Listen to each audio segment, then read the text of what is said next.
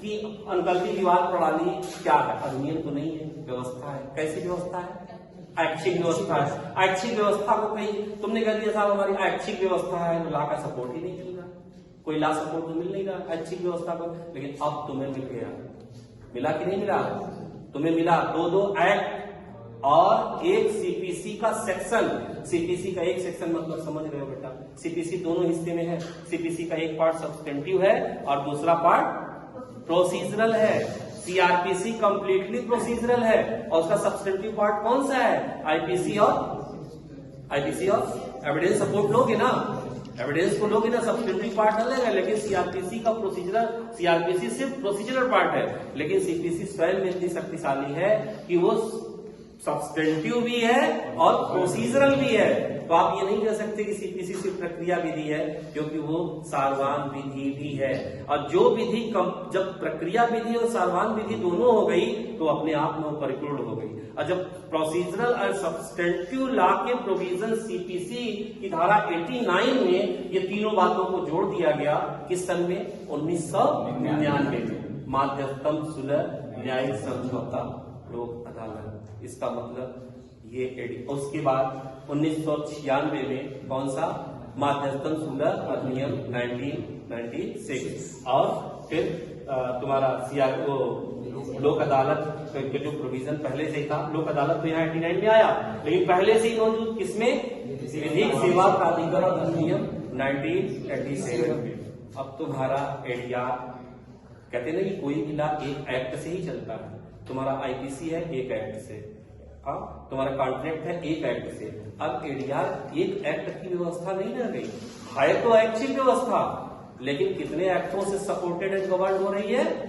3 act सामने ही दिख रहे हैं। एक तो CPC procedural and substantive law दोनों कंप्लीट, उसके बाद माध्यस्थम और सुलह अधिनियम 1996 और तीसरा विधिक सेवा प्राधिकरण अधिनियम 1987। और इस पे कार्यक्रम बहुत तेजी से चल रहा है। तो अब देखने में तुम एक लाइन में कहोगे कि यह एक ऐच्छिक व्यवस्था है, कहने के लिए ऐच्छिक व्यवस्था है, लेकिन सपोर्टेड कितने एक्ट से? 3 एक्ट से। अब वापस आते हैं कि अगर एडीआर व्यवस्था एक ऐच्छिक व्यवस्था लाई गई और किन कारणों से लाई गई, किन कारणों से, तो कब से लाई गई होगी? हमने एक्ट आपको दिखा दिया। इसका मतलब यात्रा प्रारंभ हुई 1987 के बाद ही पकड़ा होगा और फिर धीरे धीरे रूप लेकर ये व्यवस्था कायदे से स्थापित ही कर दो। अब क्यों लाई गई? पक्षकारों के बीच प्रतिस्पर्धा को रोकने के लिए, होने वाले युद्ध संघर्ष और क्राइम ऑफेंसेस जो बढ़ रहे थे उसको रोकने के लिए। इसमें एक पक्षकार हारता है और एक पक्षकार जीतता है, भावनात्मक संघर्ष होता है, उसको कम करने के लिए और मुकदमे का बोझ कम करने के लिए, न्यायिक खर्च और राज्य के खर्च को कम करने के लिए। और न्याय में विलंब हो रहा है, जिससे न्याय का उद्देश्य न्याय फेल्योर कर रहे हैं। The delay of justice is also the presentation of failureness of the justice. अगर न्याय में विलंब होगा तो वो स्वयं प्रस्तुत कर रहा है कि न्याय विफल हो गया, और जब न्याय ही विफल हो गया तो उस न्याय को न्याय करने वाला भी विफल हो गया। इसका मतलब न्यायपालिका विफल हो गई, और न्यायपालिका जिस माध्यमों से न्याय कर रही थी वो माध्यम एक्ट थे।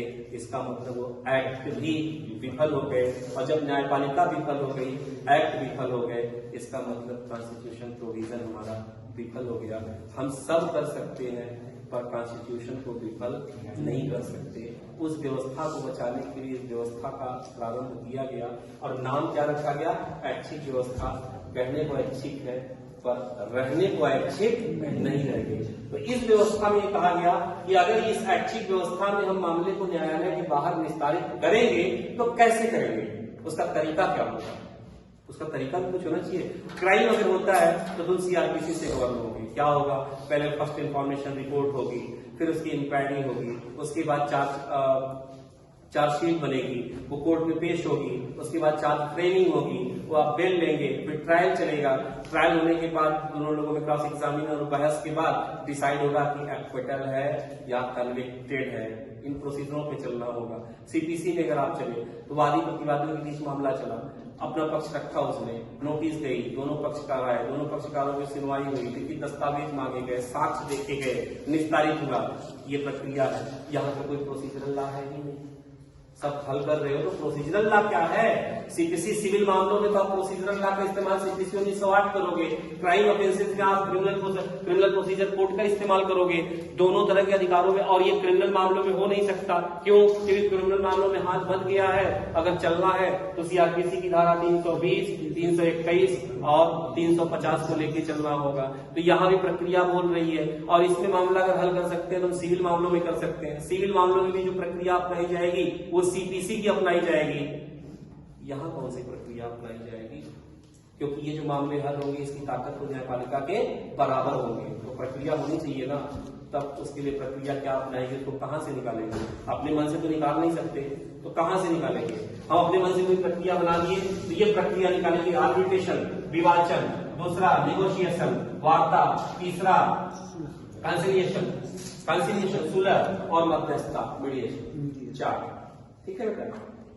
ये 4 तरीके, आर्बिट्रेशन, नेगोशिएशन, मीडिएशन और कंसिलिएशन, ये 4 कैसे? विवाचन, बातचीत करके, समझा के, स्पेशल वाचन, विवाचन, विज्ञान, विशिष्ट ज्ञान, वार्ता, नेगोशिएशन, एक दूसरे से बातचीत करा के पक्षकारों के बीच बात कराया, तुम्हारी समस्या क्या है, सुलह कराया, फिर जब समस्या का निष्पादन हुआ, मेन समस्या तुम्हारी क्या, जो दावा बताया था ना कि साहब पति पत्नी के बीच हो गया 498A, हो गई मारपीट, क्राइम ऑफेंस। अब मामला क्या था? आरोपी अदा साहब अपने मायके कि फोन से बहुत बतियाती है, तो समस्या ये था फोन से बतियाना, समस्या 498A नहीं था। तो वार्ता होगी, बात करिए आप, समय से करिए।